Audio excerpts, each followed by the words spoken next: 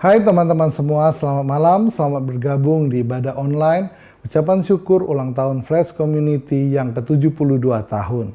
Malam hari ini kami mengajak teman-teman untuk sama-sama mengucap syukur, memuji dan menyembah Tuhan di dalam ibadah ini atas setiap kebaikan Tuhan, atas setiap penyertaan Tuhan bagi pelayanan pemuda remaja GPD Palembang selama 72 tahun ini. Yang percaya di hari-hari yang akan datang, Tuhan akan mengerjakan sesuatu yang lebih dahsyat lagi bagi pelayanan pemuda remaja GPD Palembang. Oleh sebab itu, dimanapun teman-teman berada saat ini, boleh siapkan hati teman-teman untuk memuji, menyembah Tuhan, untuk terfokus kepada Tuhan saja. Biarkan hati teman-teman hanya tertuju kepadanya. Buka hati teman-teman karena Tuhan dapat bekerja. Saya percaya dimanapun teman-teman berada, Tuhan bersama-sama dengan teman-teman, Tuhan hadir di tengah-tengah ibadah kita saat ini. Oleh sebab itu, mari siapkan hati teman-teman, kita berdoa. Bapa, kami mengucap syukur atas setiap kebaikan-Mu Tuhan dalam kehidupan kami Tuhan. Terutama Tuhan hari ini Tuhan kami mengucap syukur karena penyertaan-Mu Tuhan di tengah-tengah pelayanan pemuda remaja GPD Palembang. Di tengah-tengah pelayanan Fresh Community. Kami sudah melihat begitu banyak hal yang sudah Tuhan kerjakan di dalam pelayanan ini. Kami percaya Tuhan, Engkau akan memakai Fresh Community Tuhan lebih luar biasa lagi di hari-hari yang datang. Dan kami percaya juga Tuhan, di hari-hari yang akan datang juga Tuhan, ada sesuatu yang luar biasa yang sudah Tuhan siapkan. Dan Engkau akan memakai Tuhan setiap pemuda remaja yang ada Tuhan, untuk menjadi berkat dimanapun mereka berada. Menjadi jawaban dimanapun mereka berada Tuhan. Bangkitkan iman mereka terus Tuhan, biarlah iman mereka boleh bertumbuh Tuhan di dalam Engkau Tuhan. Biarkan iman mereka Tuhan boleh tetap teguh di dalam Engkau Tuhan. Dan biarkan mereka Tuhan boleh membawa harapan Tuhan dimanapun mereka berada. Karena mereka terus berharap kepada Tuhan. Oleh sebab itu Tuhan, dimanapun mereka berada Tuhan, mereka boleh membawa harapan dan menjadi harapan Tuhan dimanapun mereka berada Tuhan. Juga Tuhan terus Tuhan, tumbuhkan kasih terus Tuhan di dalam kehidupan pemuda remaja-Mu Tuhan yang ada Tuhan. Biarlah mereka boleh terus mengasihi sesama Tuhan dan boleh terus mengasihi Tuhan lebih lagi. Terus mengasihi Tuhan menjadi yang terutama di dalam kehidupan mereka. Terima kasih Bapa, kami mengucap syukur Tuhan. Hari ini Tuhan, sungguh Tuhan, saya percaya Tuhan generasi ini akan bangkit Tuhan menjadi generasi yang penuh iman, penuh harapan dan penuh kasih Tuhan. Terima kasih, berkati ibadah kami hari ini Tuhan, berkati setiap pelayan yang ada Tuhan, yang ambil bagian.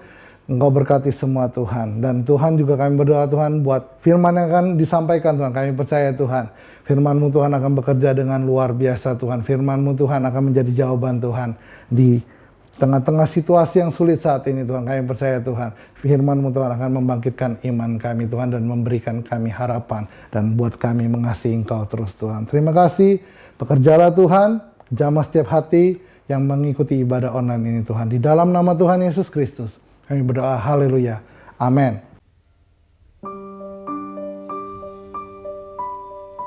Iman adalah dasar dari segala sesuatu yang kita harapkan dan bukti dari segala sesuatu yang tidak kita lihat. Dan pengharapan tidak mengecewakan, karena kasih Allah telah dikaruniakan di dalam hati kita oleh Roh Kudus yang telah dikaruniakan kepada kita. Kita telah mengenal dan percaya akan kasih Allah. Allah adalah kasih. Barang siapa tetap berada di dalam kasih, ia tetap berada di dalam Allah, dan Allah di dalam dia. Di tengah situasi dunia saat ini, banyak iman yang tergoncang. Ada harapan yang hampir sirna, dan kasih yang menjadi tawar. Inilah waktunya orang-orang muda bangkit dalam iman, membawa pengharapan bahwa masih ada jalan keluar, masih ada jawaban. Jawaban yang dibutuhkan dunia ini adalah kasih yang sejati, kasih Allah bagi dunia ini.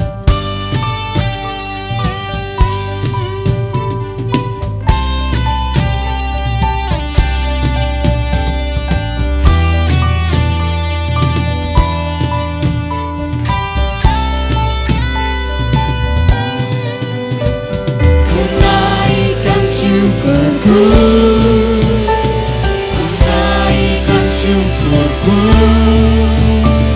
ku naikkan syukurku, ku naikkan syukurku. syukurku. Haleluya. Mari kita semua bangkit berdiri dimanapun teman-teman berada pada saat malam hari ini. Mari kita mengucap syukur kepada Tuhan, sebab Tuhan baik buat Fresh Community. Kasih-Nya begitu besar. Kasih yang begitu besar, lebih kuat dari dosa. Kasih yang menemukanku, selamatkan dan pulihkanku. Ku naikkan syukurku, ku tak akan berhenti memuji, meninggikan nama-Mu selalu, menari, memuliakan-Mu. Dibebaskan, dibangkitkan, hidup yang Kau beri, dan kini hanya untuk-Mu.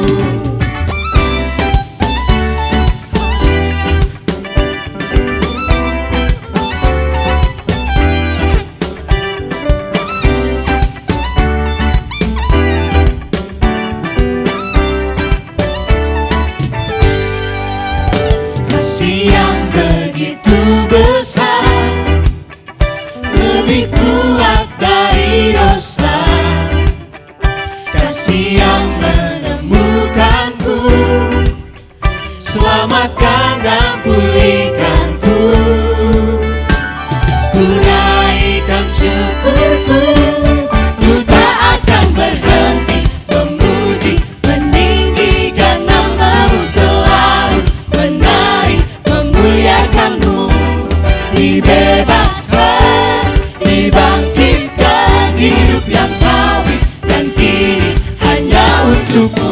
Takkan berhenti memuji, meninggikan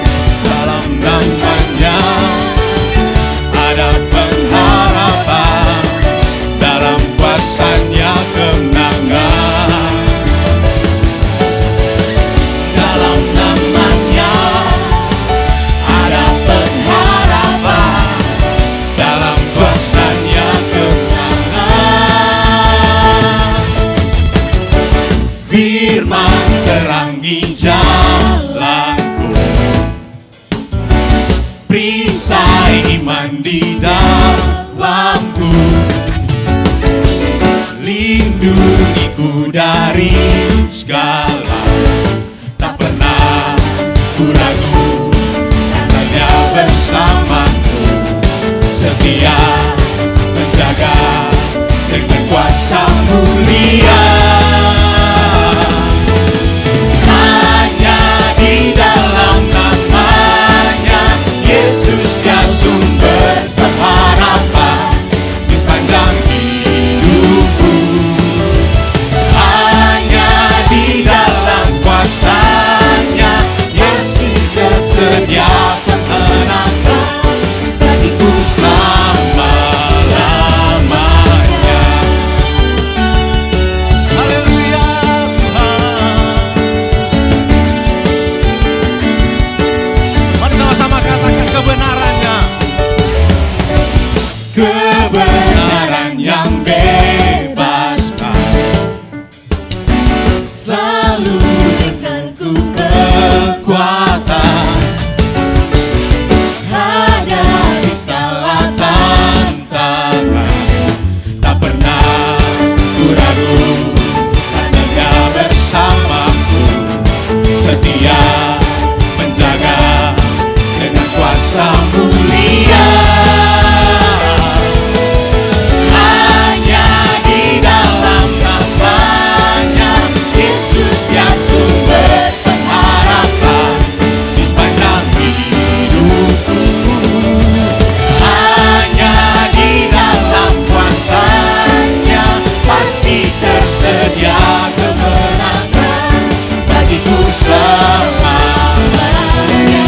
Hanya di dalam nama-Nya Yesus, Dia sumber pengharapan di sepanjang hidupku.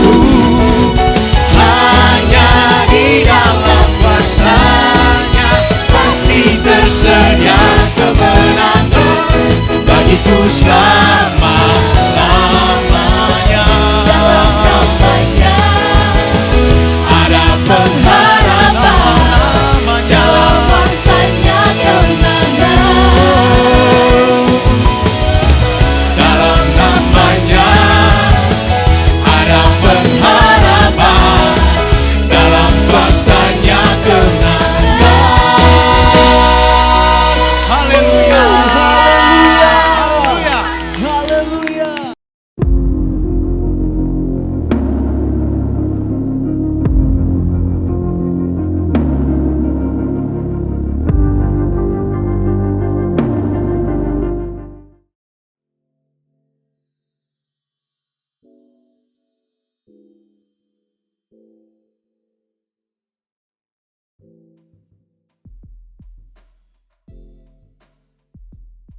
Hai, namaku Dea.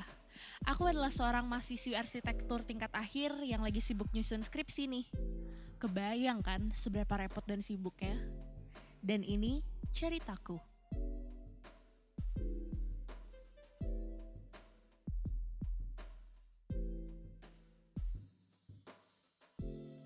Aku punya keluarga yang harmonis. Dan kami juga dekat dengan Tuhan. Papa selalu mengajarkan kalau kami harus punya iman dan pengharapan kepada Tuhan. Kami juga mengasihi satu sama lain. Sampai akhirnya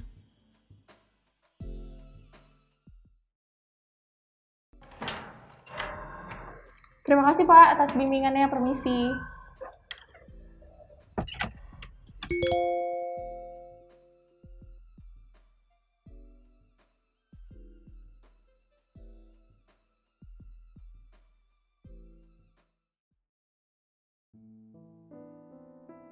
Tiga tahun yang lalu, tepatnya 23 Oktober 2017, kakak aku divonis menderita sakit kanker hati. Aku gak akan pernah bisa lupain hari itu. Hari di mana kehidupanku dan keluargaku mulai berubah. Karena sejak hari itu, kakak resmi menjadi prioritas bagi keluargaku. terutama bagi mama, yang biasanya selalu jadi tempat aku menumpahkan keluh kesahku. Sejak saat itu, mama jadi banyak bersama kakak. Dan aku harus mengalah. Aku menjadi kesekian di keluargaku.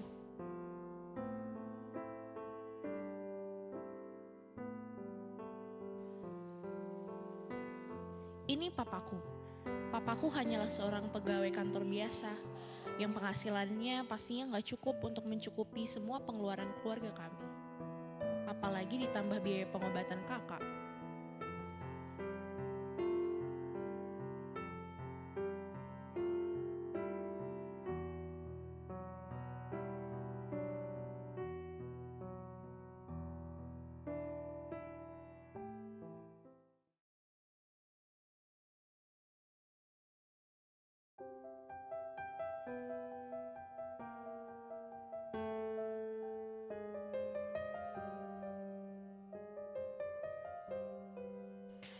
Maka dari itu, sejak kakak sakit, aku mulai magang di sebuah perusahaan desain yang kebetulan terletak di dekat kampusku.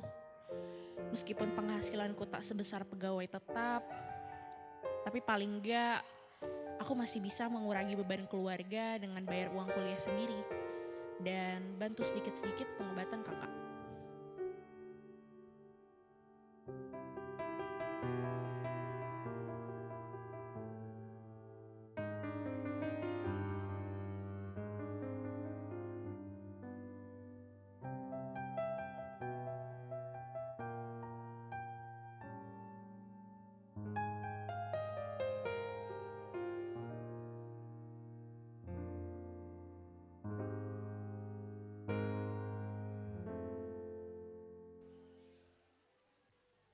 Tapi siapa sangka, belum selesai dengan satu perkara lain justru muncul.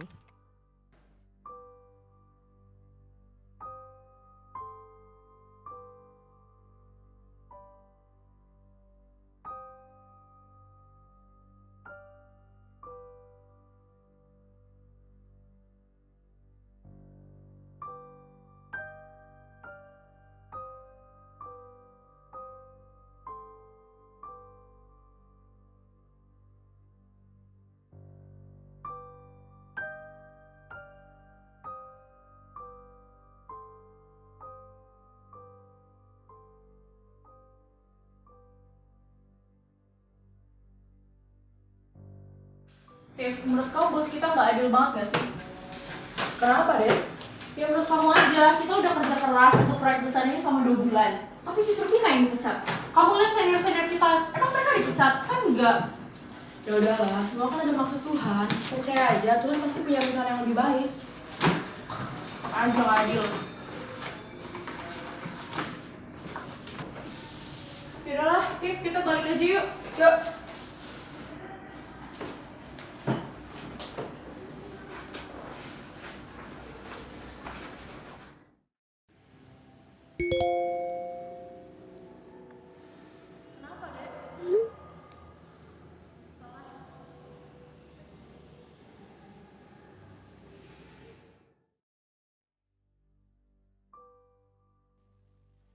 Situasi semakin berat. Hari-hari yang kujalani pun semakin sulit. Aku kehilangan harapan. Dan kayaknya sulit ya untuk percaya kalau Tuhan punya rencana yang indah untukku.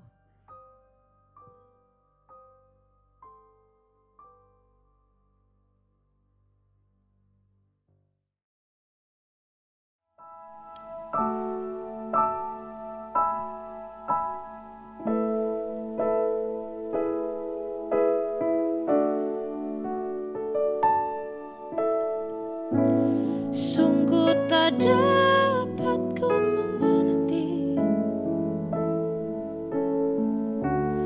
harus kehilangan semua.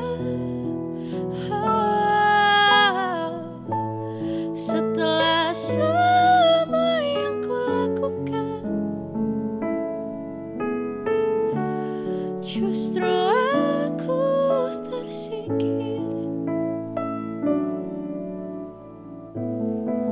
Mungkin orang tak tahu yang kau buat. Mungkin orang bisa salah memilih.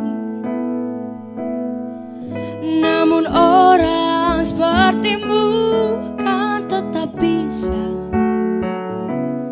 teruslah maju, jangan menyerah. Hidup tak semudah yang kau bilang. Telah ku coba berulang untuk percaya, namun hidup sungguh tak adil bagiku. Ku tak sanggup untuk berharap. Tetap percaya semua pasti akan berlalu. Apapun yang terjadi, ku tak tahu apa ku bisa. Tetap berharap padanya yang tak pernah tinggalkanku.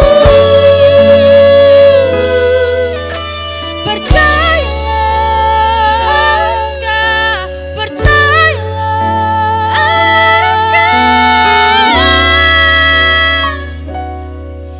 percaya hanya padanya.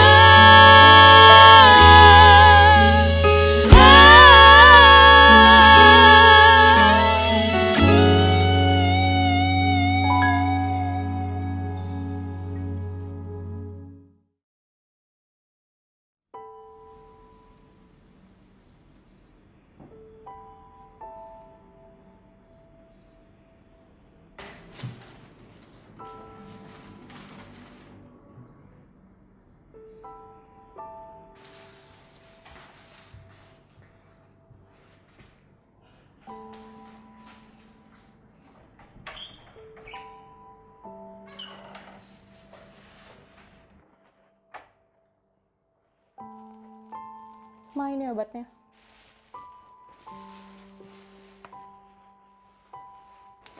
Mah, ada yang pengen aku omongin sebenarnya. Kamu baru tidur. Kita bicara di luar ya. Kebetulan ada sesuatu yang mama sama papa mau sampaikan. Oke.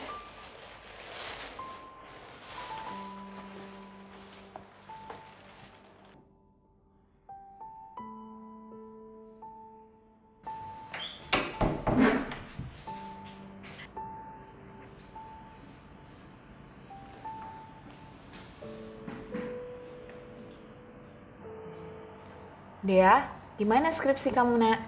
Udah selesai, Mah. Gak usah terlalu dipikirin. Tadi mama papa mau ngomongin apa? Gini loh, Dek. Seperti yang adik tahu, penghasilan papa sudah berkurang 50% bulan ini. Dan penghasilan itu mungkin hanya cukup untuk kebutuhan kita. Nah, sedangkan pengobatan dari kakak itu makin hari makin mahal. Mama dan papa Mama dan papa pikir mungkin kalau kamu bisa menyelesaikan kuliah kamu di semester ini, jadi nanti uang magang kamu bisa kita gunakan untuk pengobatan kakak kamu Sani. Tentang kakak lagi ya? Dea, tolong kamu ngerti. Kata dokter, kakak kamu Sani harus segera di kemoterapi dan dioperasi. Kamu bisa ngerti nggak kondisi keluarga kita, Nak? Pertanyaan mama lucu ya. Ngerti kondisi keluarga, mah. Kayaknya kalau dilihat-lihat, entah aku yang hanya berprasangka atau kalian yang gak pernah melihat aku, dari dulu aku yang paling ngerti kondisi keluarga, mah. Semua duit hasil kerja keras aku, impian-impian aku, semua aku relakan demi keluarga kita. Apalagi demi kakak. Aku pulang tadi berharap Kalau misalkan kalian mau dengerin, terus bisa peluk aku, asalkan kalian tahu kalau aku baru dipecat hari ini. Ya Tuhan, bagaimana kita harus membiayai pengobatan Sani?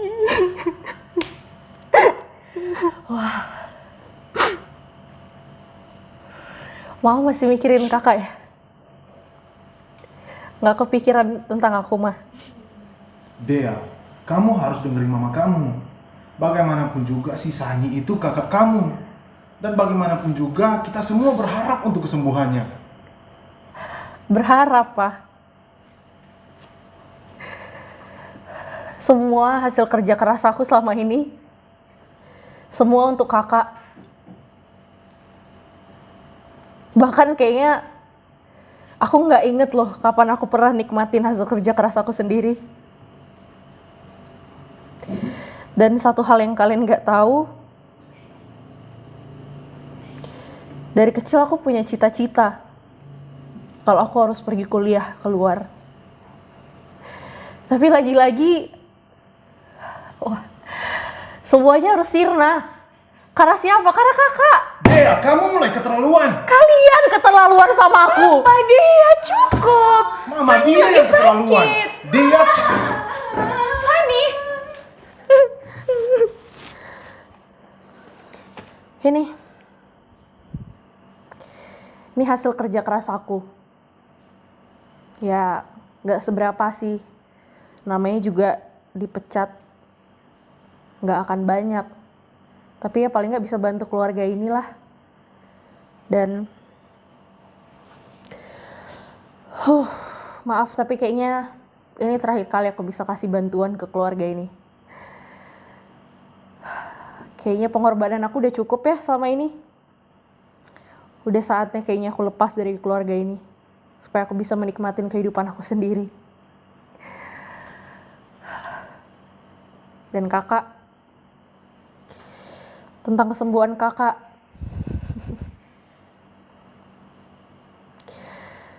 Ini ya duitnya dipakai. Habis ini mungkin aku nggak bisa bantuin kakak lagi.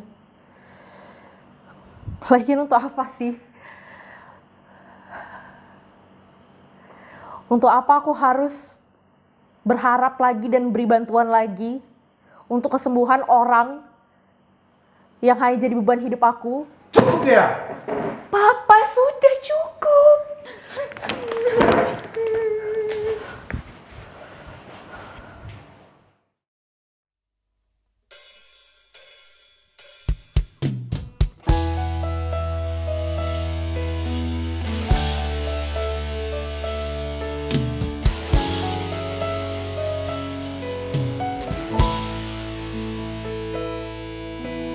Bagaimana sekarang?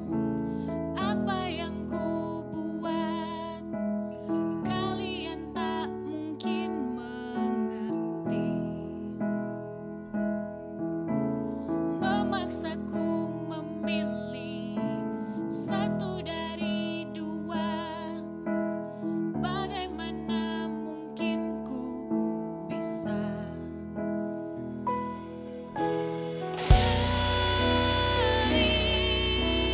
Ku coba berulang kali, ku coba walaupun aku tak yakin benarkah yang ku lakukan. Semua ini ku lakukan, semua ini terjadi. Akulah yang tak berguna. Seandainya ku bisa lakukan yang benar, namun aku kembali gagal. Sering ku coba berulang kali, ku coba walaupun aku tak yakin benarkah yang ku lakukan.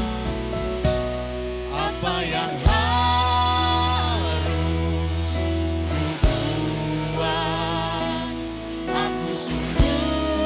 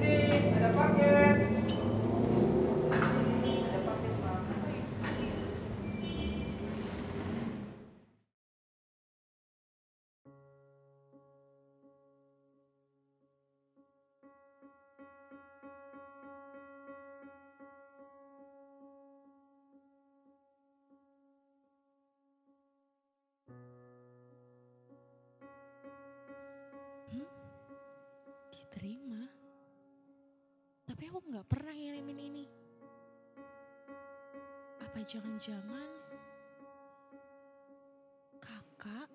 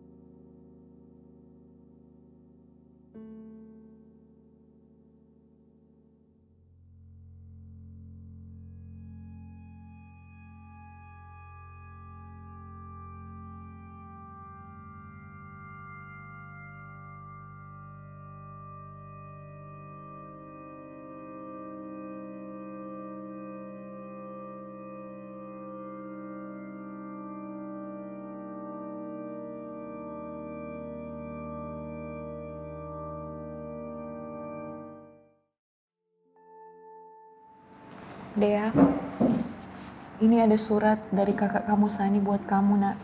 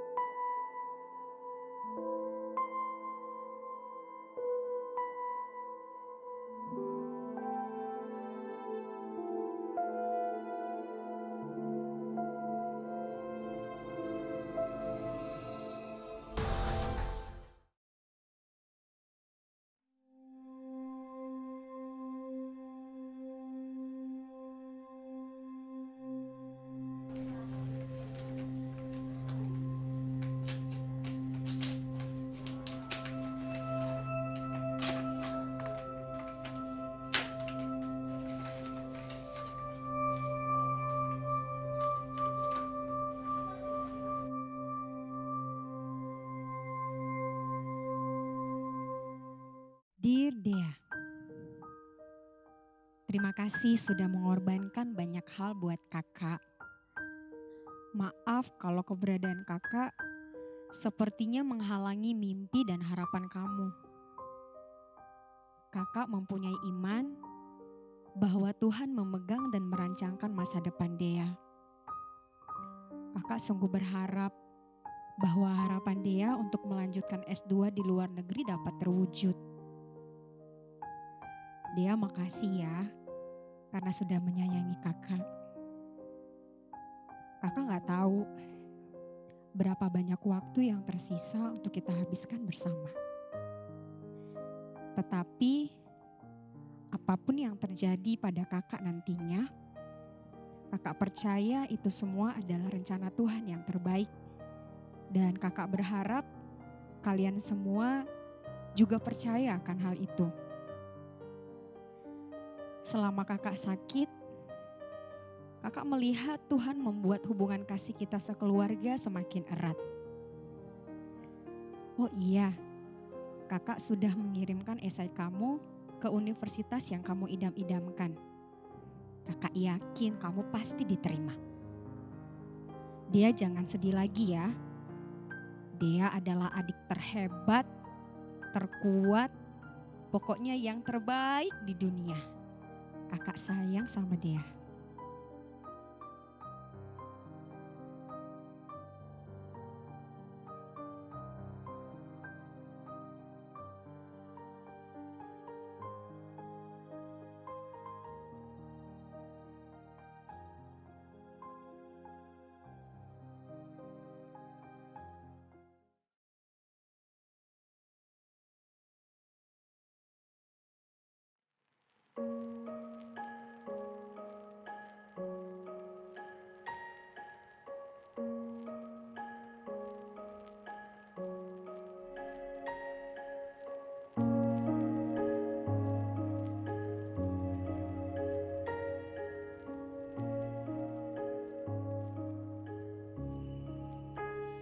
Kakak membuatku mengerti bahwa kita harus memegang teguh iman kita kepada Tuhan sampai akhir dan terus berharap kepadanya.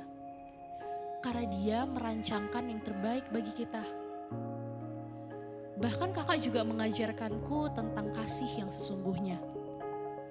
Kasih yang tanpa syarat, kasih yang memulihkan imanku kepada Tuhan, dan kasih yang kembali membangkitkan harapan-harapanku hingga menjadi kenyataan.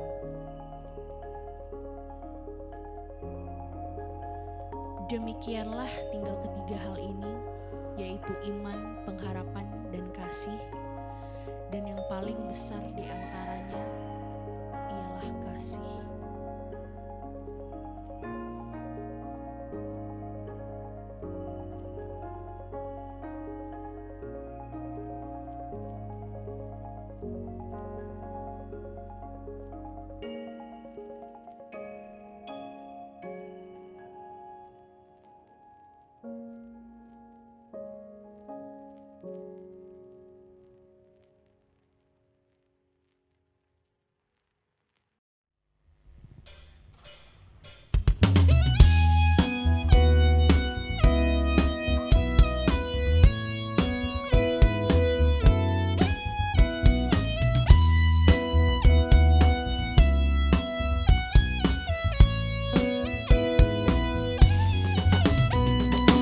Iman dasar dari sesuatu yang kau harapkan, bukti untuk yang tak terlihat, pengharapan saung yang kuat dan aman bagi jiwa. Kau takkan kecewa, namun kasih tak berkesudahan, kasih yang terbesar dari semua.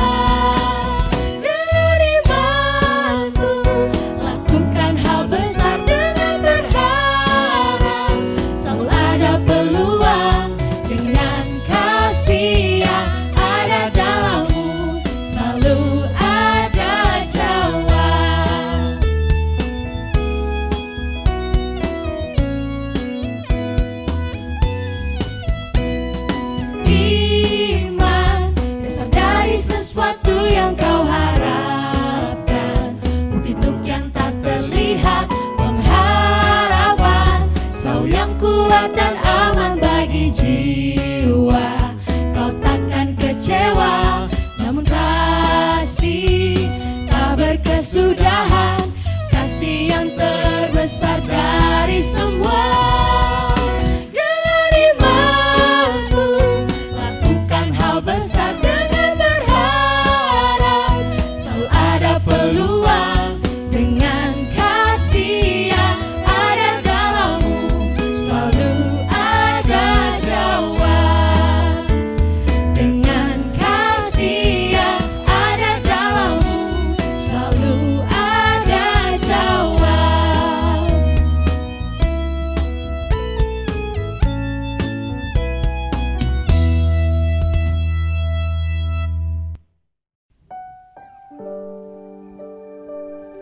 Haleluya.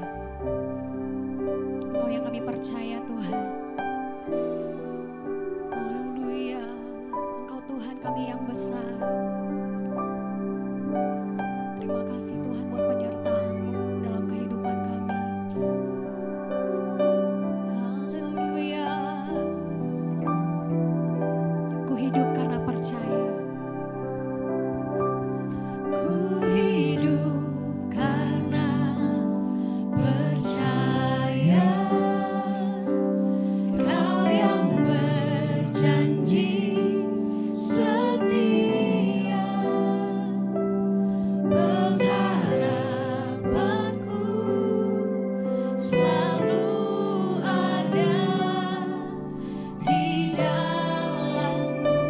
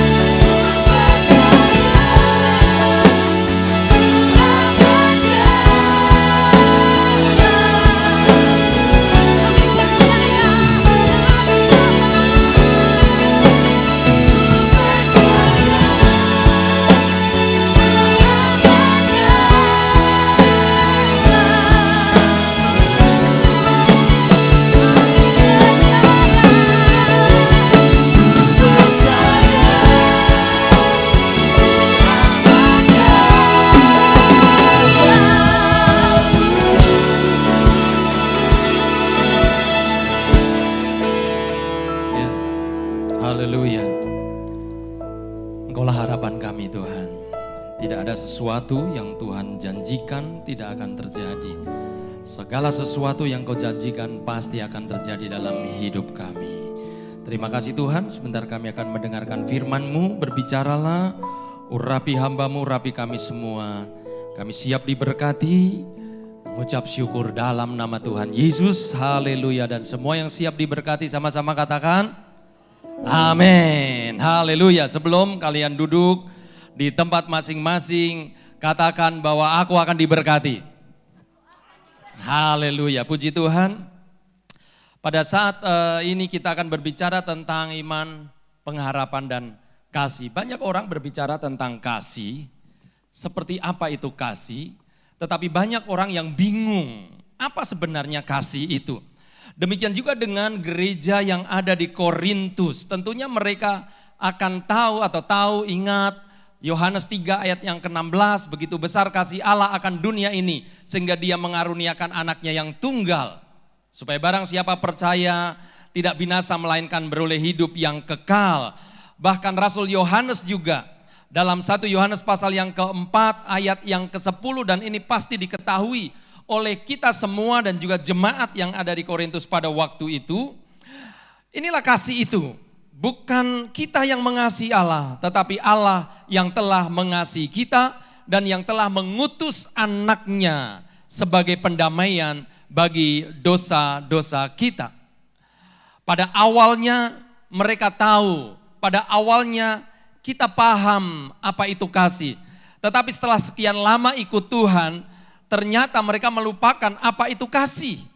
Sehingga Paulus harus menulis satu pasal tentang kasih ini kepada jemaat yang ada di Korintus. Mari kita akan melihat 1 Korintus pasal yang ke-13. Pasal ini adalah pasal yang sangat puitis ya, dan dikenal dengan pasal kasih. Dan sering dipakai dalam ibadah pemberkatan pernikahan. Tetapi sesungguhnya ayat ini bukan untuk pemberkatan pernikahan saja, tetapi mengajarkan bagaimana tentang kasih itu. Allah adalah kasih dan kita akan melihat seperti apa kasih itu. Dalam ayat yang pertama dan sampai ayat yang ketiga. Sekalipun aku dapat berkata-kata dengan semua bahasa manusia dan bahasa malaikat, tetapi jika aku tidak mempunyai kasih, aku sama dengan gong yang berkumandang dan canang yang gemerincing. Sekalipun aku mempunyai karunia untuk bernubuat, aku mengetahui segala rahasia, memiliki seluruh pengetahuan, dan sekalipun aku memiliki iman yang sempurna, memindahkan gunung, tetapi jika aku tidak mempunyai kasih, aku sama sekali tidak berguna. Dan sekalipun aku membagi-bagikan segala sesuatu yang ada padaku, bahkan menyerahkan tubuhku untuk dibakar, tetapi jika aku tidak mempunyai kasih, tidak satu pun atau sedikit pun tidak ada faedahnya bagiku. Dalam ayat yang pertama dan sampai ayat yang ketiga ini adalah karakteristik kasih. Ya, seperti apa itu kasih?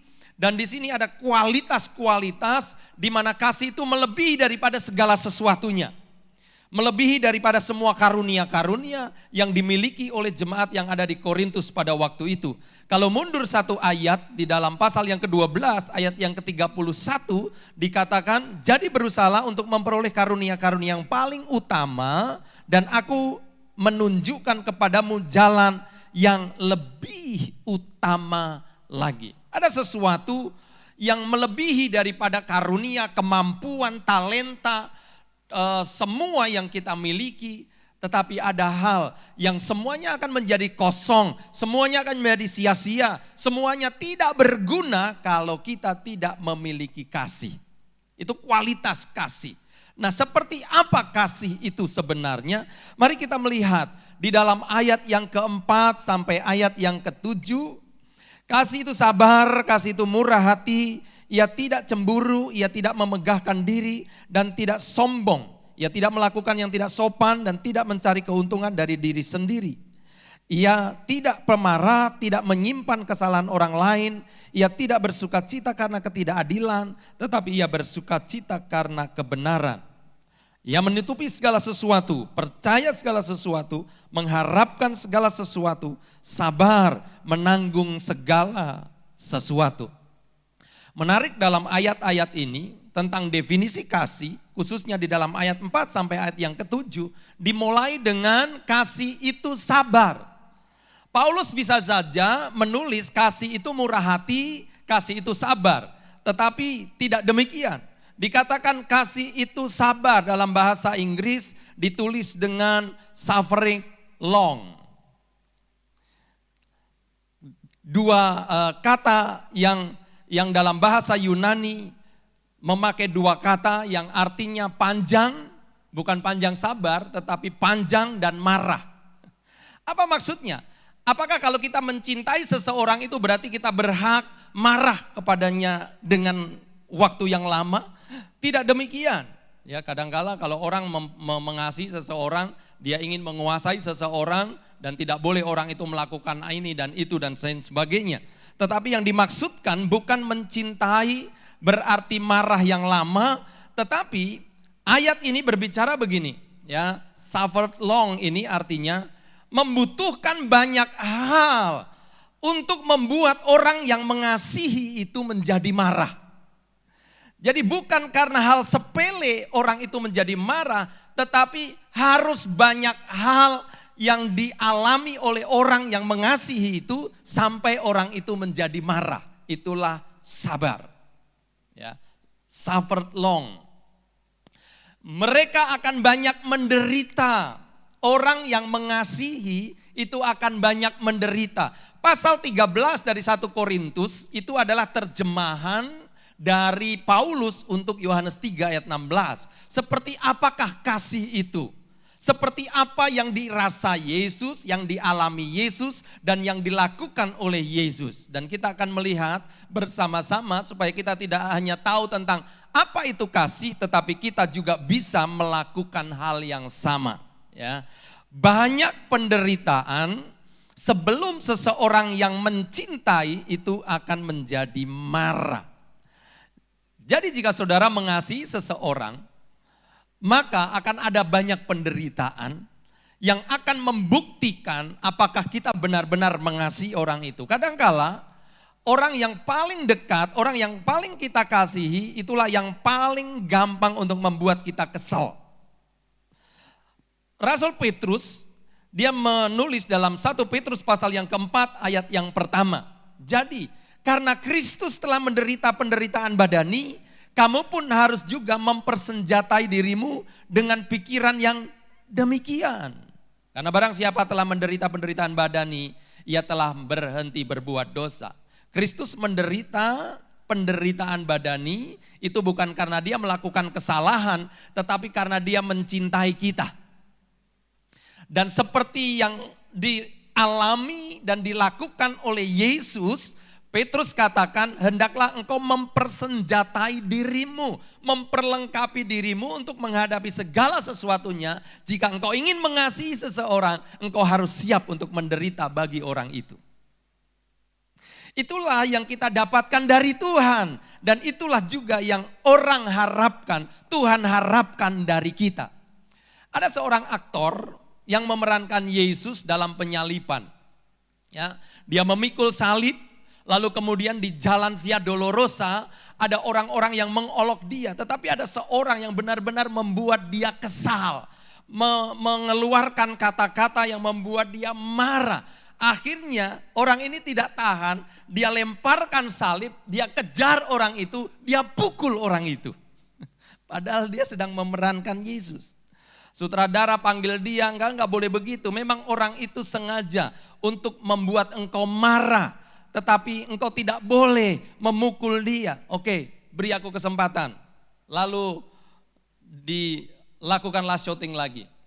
Ketika dia memikul salib, tiba-tiba orang yang sama datang. Dan mengolok-olok bahkan lebih dari hari-hari sebelumnya. Dia mencoba untuk menahan. Dia genggam tangannya, dia kertakkan gigi, menahan marah kepada orang itu. Tetapi ketika dia sudah tidak bisa tahan, dia lempar lagi salib, dia kejar orang itu, dia pukul lagi orang itu. Akhirnya sutradara bilang begini, aku tidak akan lagi pakai engkau keluar dari proyek ini, dari film ini. Dia katakan begini, aku menyesal, beri aku 1 kali kesempatan. Ya, akhirnya diberilah kesempatan yang ketiga. Ya, hal yang sama terjadi ketika dia memikul salib, orang itu datang lagi, muncul dengan kata-kata yang membuat dia marah. Kali ini dia mencoba untuk menahan dan dia cukup bisa menahan diri. Ya, walaupun dia benar-benar marah, kemudian dia pikul salib itu, mendekati orang itu, dia katakan begini, kita akan berurusan setelah kebangkitan. Ya, jadi saudara, ternyata dia tidaklah suffered long. Dia bukan orang yang sabar. Ya, kasih itu sabar. Lalu kemudian ada kata kasih itu murah hati.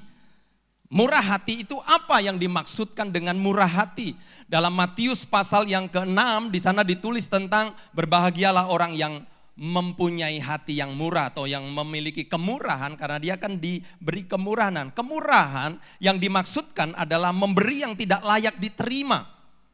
Ketika kita mencintai seseorang, maka orang itu akan mengharap sesuatu dan orang itu berhak menerima dari kita.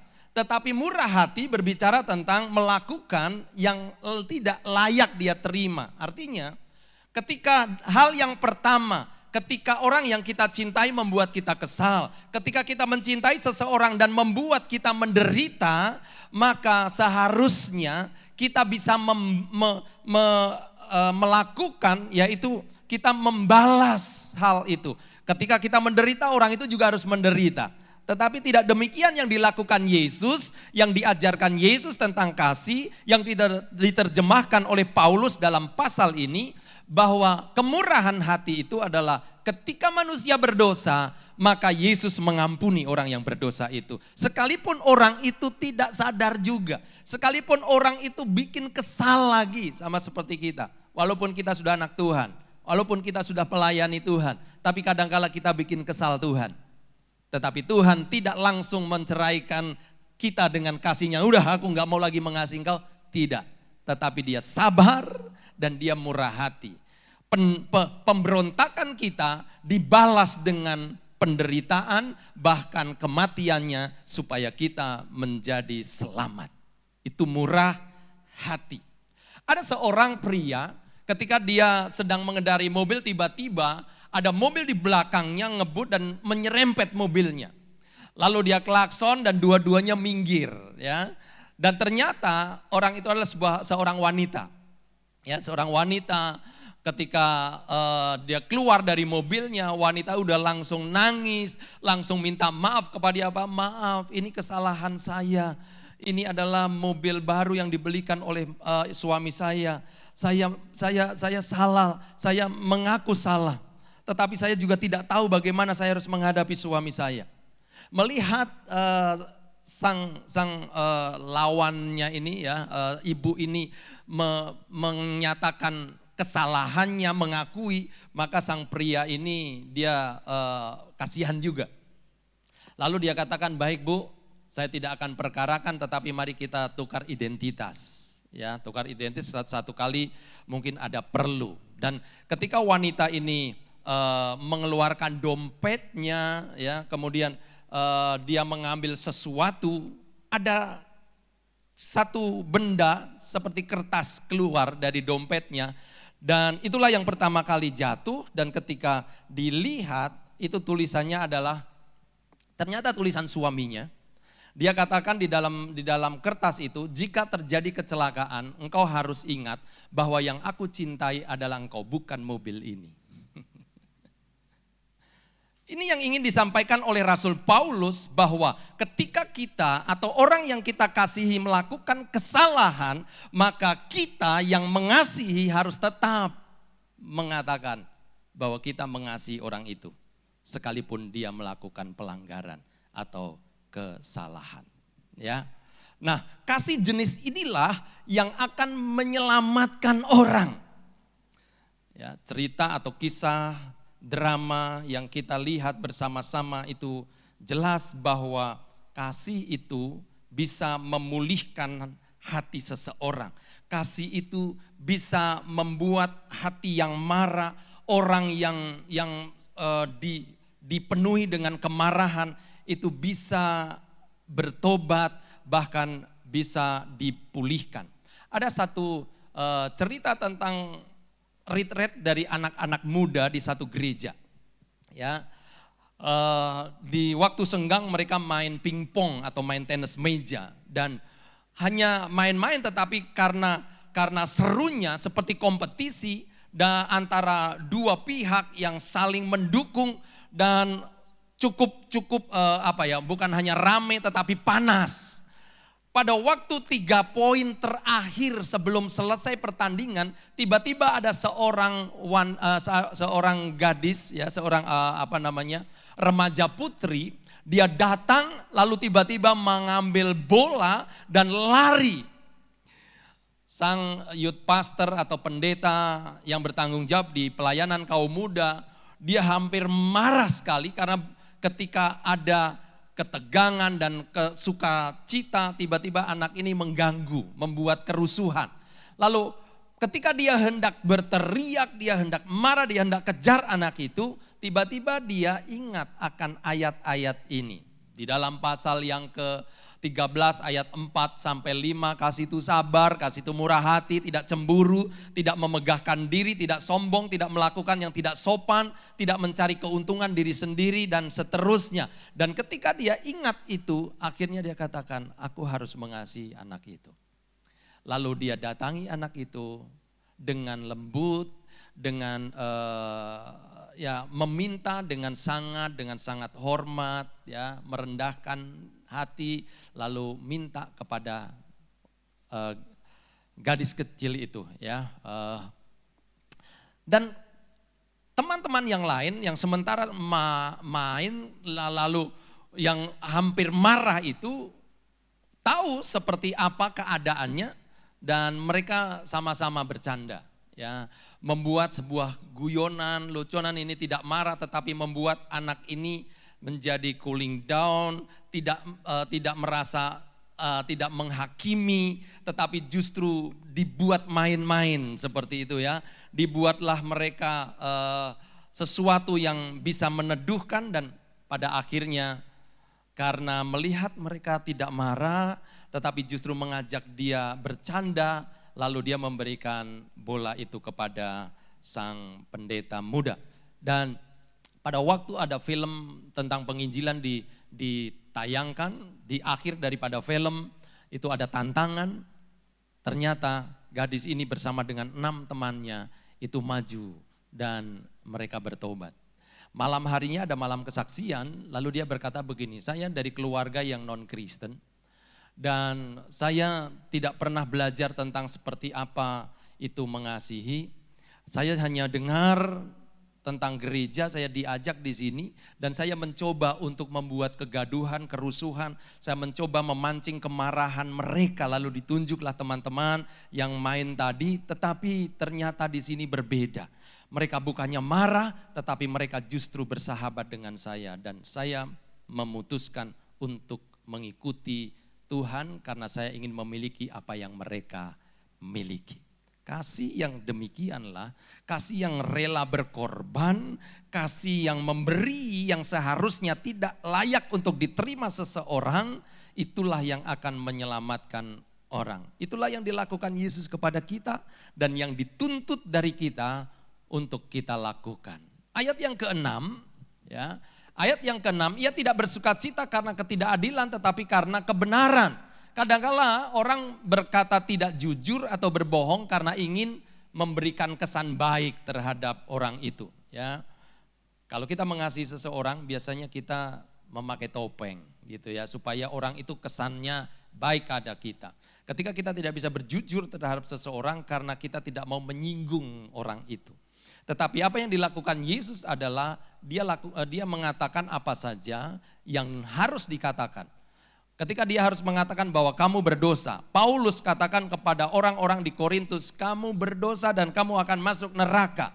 Tetapi bukan hanya berkata jujur, harus berkata apa yang harus dikatakan, tetapi kasih ini juga harus kejujuran ini harus dinyatakan dengan kasih. Kebenaran itu harus disertai dengan kasih. Efesus pasal yang keempat, ayat yang ke-15 dalam bahasa Indonesia sehari-hari dikatakan begini. Tidak, sebaliknya kita harus menyatakan hal-hal yang benar tentang seorang yang kita cintai dengan hati penuh kasih. Ketika Yesus katakan kamu berdosa dan kamu akan masuk neraka, tetapi aku tidak akan membiarkan karena aku mengasihi, maka aku mati untuk menebus dosamu. Jadi berkata sesuatu tentang apa yang harus yang diketahui orang, tetapi kita harus juga menyatakan apapun kamu, seperti apa kamu, aku tetap mengasihi engkau. Sekalipun aku harus menderita, aku tetap mengasihi engkau. Ketika engkau membuat aku kesal, aku tetap melakukannya. Ya. Dan ayat yang ketujuh, ayat yang terakhir yang ingin saya bagikan pada saat ini, kenapa kasih dalam ayat yang ke-13 akhirnya hanya 3 hal ini. Pengharapan, iman, pengharapan dan kasih, tetapi yang terbesar. Kalau dalam pasal yang ke-12 dikatakan yang lebih, ya, yang lebih lagi. Yang harus kita kejar, yang lebih mulia, yang lebih berguna dan yang terbesar adalah kasih. Ayat yang ke-7, mari pemain musik boleh ke depan. Ia menutupi segala sesuatu, percaya segala sesuatu, mengharapkan segala sesuatu, sabar, menanggung segala sesuatu.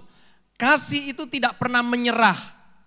Ketika kita mencintai seseorang atau mengasihi seseorang, dan inilah kasih yang sejati yang Yesus nyatakan, sekalipun mungkin sulit, sekalipun orang yang kita cintai kenapa tidak berubah, tetapi kasih tidak pernah menyerah.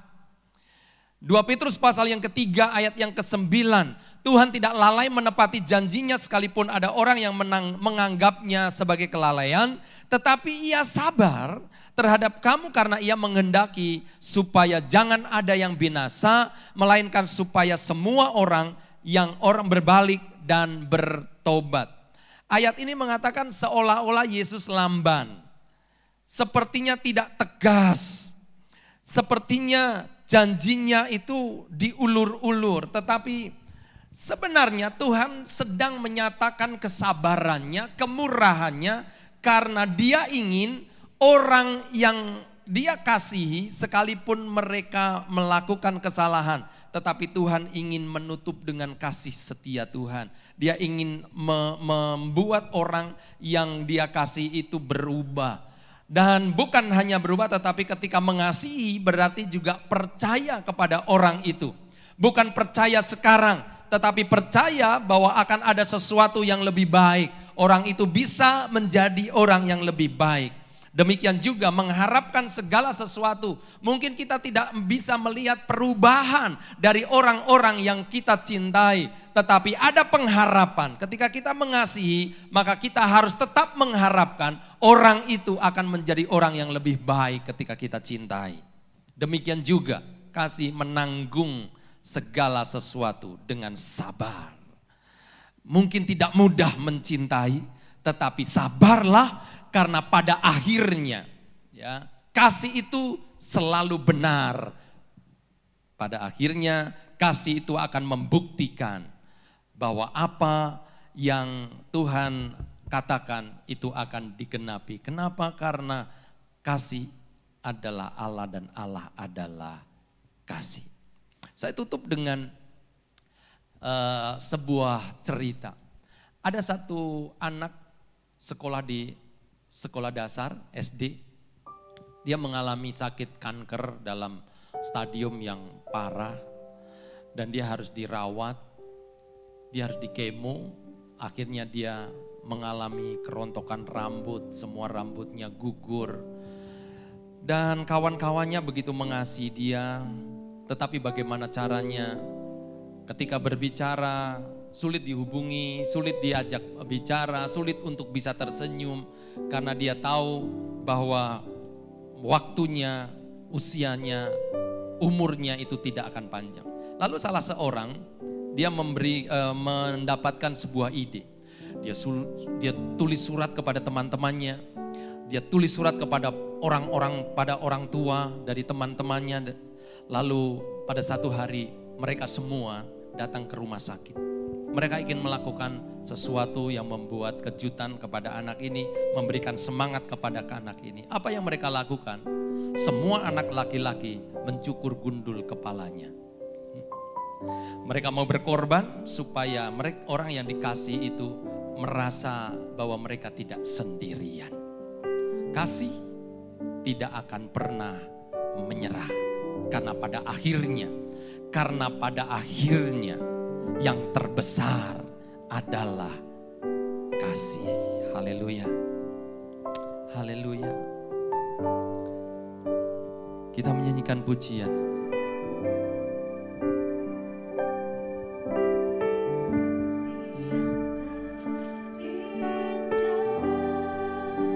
Yes, Tuhan. Hati yang mulia,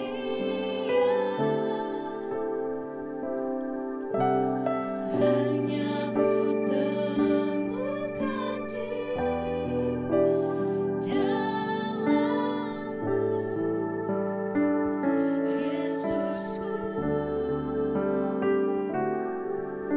Pujian dari hatiku, selalu di setiap waktuku, tiada pernah berubah kasih.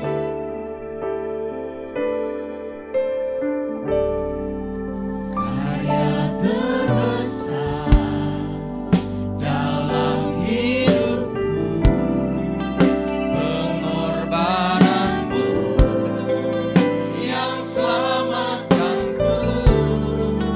Engkaulah harta yang tak terima, yang ku miliki, yang ku hargai.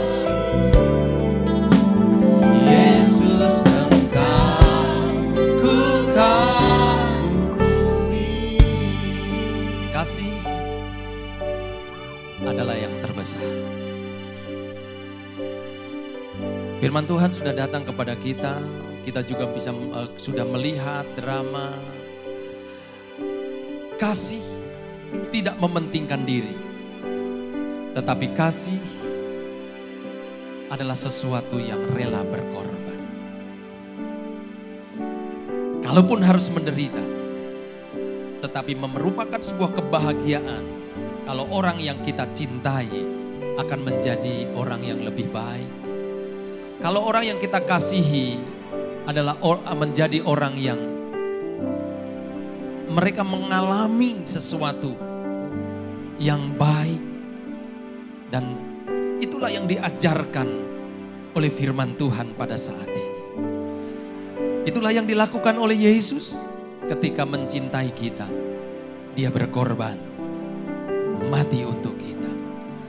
Ketika Paulus menyatakan cintanya kepada Tuhan, maka dia mengorbankan karirnya, mengorbankan segala sesuatunya. Dia rela menderita apapun asal nama Yesus dipermuliakan, asal nama Yesus disebarluaskan. Demikian juga apa yang dituntut dari kita. Bukan hanya kita tahu tentang cinta, bukan hanya kita mengalami kita dicintai, tetapi barang siapa yang mau hidup di dalam kasih, maka kita pun harus mengasihi. Seperti kita dicintai, demikianlah juga kita harus mencintai. Haleluya. Dan cinta itu tidak berkesudahan. Karena cinta atau kasih itu adalah Allah sendiri. Haleluya. Haleluya, haleluya. Karya terbesar dalam hidupku, pengorbananmu yang selamatkanku. Engkaulah harta yang tak ternilai, yang ku miliki.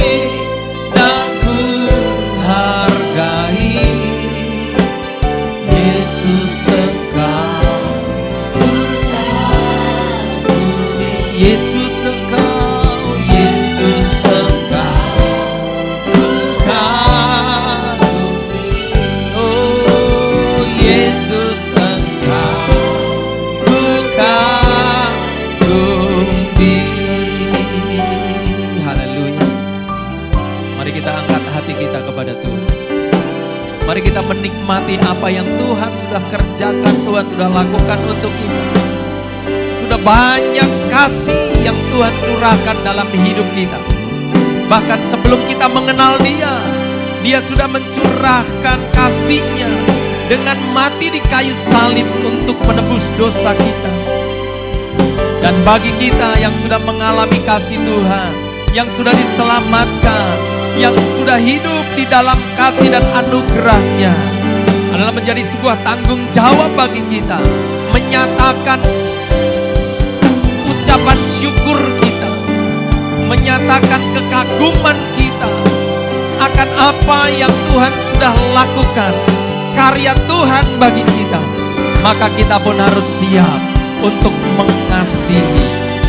Mengasihi yang berarti kita bisa bertahan dalam penderitaan. Mengasihi yang berarti bahwa kita mau melakukan melebihi dari apa yang diharapkan. Mengasihi berarti kita berani untuk mengucapkan kebenaran di dalam kasih, karena kita mencintai. Kita mencintai seseorang bukan apa adanya dia saja, tetapi mengasihi karena apa yang dia bisa lakukan dan apa yang bisa dia alami di hari-hari kemudian. Menjadi orang-orang yang juga mengalami kasih Tuhan, yang juga bisa hidup di dalam kasih Tuhan, supaya kasih ini menjadi sesuatu yang bukan hanya kita nikmati, tetapi juga orang lain di sekitar kita nikmati. Bahkan dunia akan tahu, dunia akan mengalami, dunia juga akan menikmati kasih Tuhan. Haleluya, haleluya. Terima kasih Tuhan. Biarlah menjadi tanda dari kedewasaan kami sebagai anak-anak muda yang Tuhan sudah selamatkan, yang Tuhan sudah kasihi. Kami bertumbuh dan kami bisa menghasilkan buah, yaitu kasih. Supaya orang lain bukan hanya melihat hidup kami berubah, tetapi juga melalui hidup kami, orang lain pun bisa berubah. Ini yang menjadi doa kami di ulang tahun pemuda GPDI Palembang Fresh Community. Biarlah kami membawa hidup kami, membawa komitmen kami kembali Tuhan, untuk kami mau hidup di dalam kasih itu. Bukan hanya kami memiliki iman yang membawa kami kepada keselamatan, bukan hanya kami memiliki pengharapan di dalam Engkau menghadapi segala situasi, kami pasti akan mengalami berkat-berkat Tuhan, tetapi juga kami hidup di dalam kasih itu, kasih yang sejati. Terima kasih Tuhan, terima kasih Tuhan, terima kasih Tuhan. Di dalam nama Tuhan Yesus kami sudah berdoa dan kami mengucap syukur. Haleluya, haleluya. Semua yang diberkati sama-sama katakan amin. Hi Freshcom, this is greetings from Glad Tidings Church Singapore. We are very excited that you are able to celebrate your birthday tomorrow, and I'm very excited to have young people with me in the same way just as you are young people in your church and you will take the church forward. We also have young people in our church that will take the church forward, and we want to wish you all the best in all that God has called you to do. So together we wish you happy birthday Freshcom. Haleluya.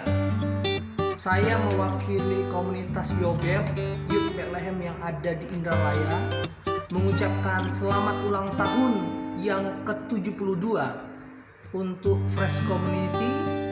Doa kami Kiranya Fresh Community semakin semangat, tetap menjadi berkat untuk hormat kemuliaan bagi nama Tuhan. Haleluya. Haleluya. Kami dari Alpha Omega Youth, pemuda remaja GPD Alpha Omega Palembang, mengucapkan selamat ulang tahun buat Fresh Community GPDI Palembang yang ke-72 tahun. Wow! Kiranya di tahun ini bahkan di tahun-tahun mendatang menjadi komunitas yang semakin luar biasa, semakin dahsyat, semakin menjadi berkat buat banyak orang untuk kemuliaan nama Tuhan. Dan kiranya kita semua menjadi pribadi-pribadi yang semakin bertumbuh di dalam iman, pengharapan, dan kasih. Puji Tuhan, Tuhan Yesus memberkati. Saya mewakili pemuda GPD Lebong Serang mengucapkan selamat ulang tahun yang ke-72 kepada Fresh Community. Tuhan Yesus memberkati. Happy birthday Fresh Community yang telah melahirkan banyak orang-orang dahsyat, orang-orang luar biasa. Doa saya Fresh Community ke depan semakin dahsyat, semakin luar biasa, semakin melahirkan lagi orang-orang yang perkasa di dalam Tuhan. Fresh Community akan menjadi berkat bagi bangsa-bangsa, menjadi berkat bagi kota yang ada. Diberkati Fresh Community, diberkati GPD Palembang. Haleluya. Haleluya. Mari setiap kita yang diberkati sama-sama kita berdiri, kita kembali bernyanyi bagi Tuhan. Kasih yang begitu besar. Amin. Ya, sama-sama tepuk tangan buat Tuhan.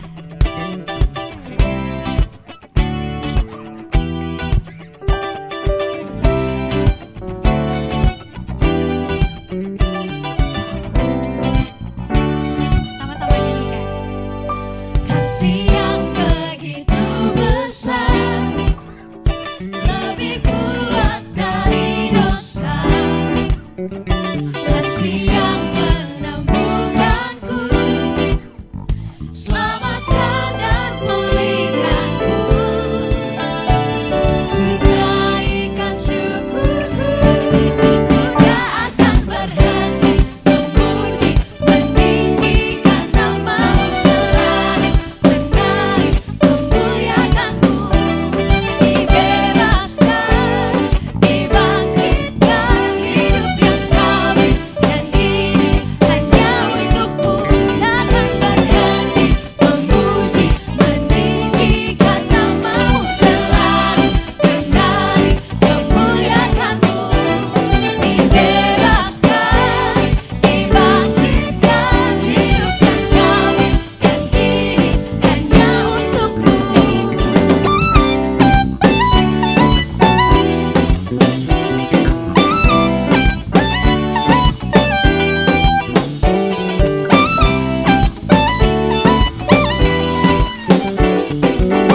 Mari Fresh Community naikkan syukur kepada Tuhan.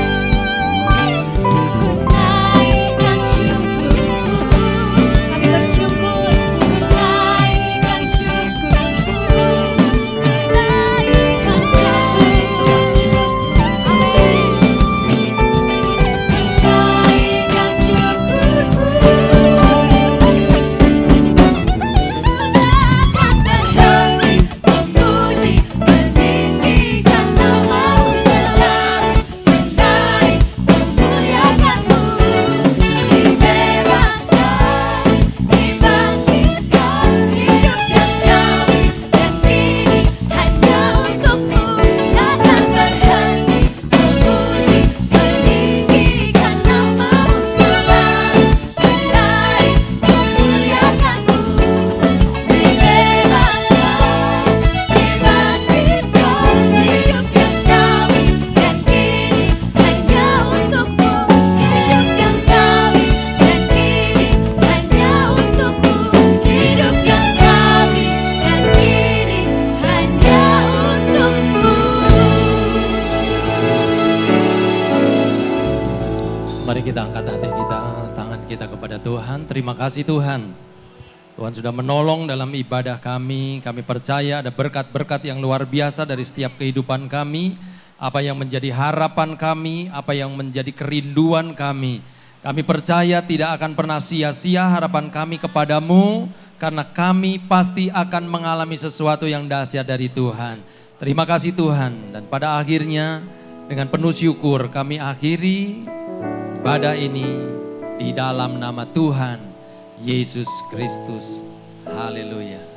Sekarang mari kita terima berkat Tuhan.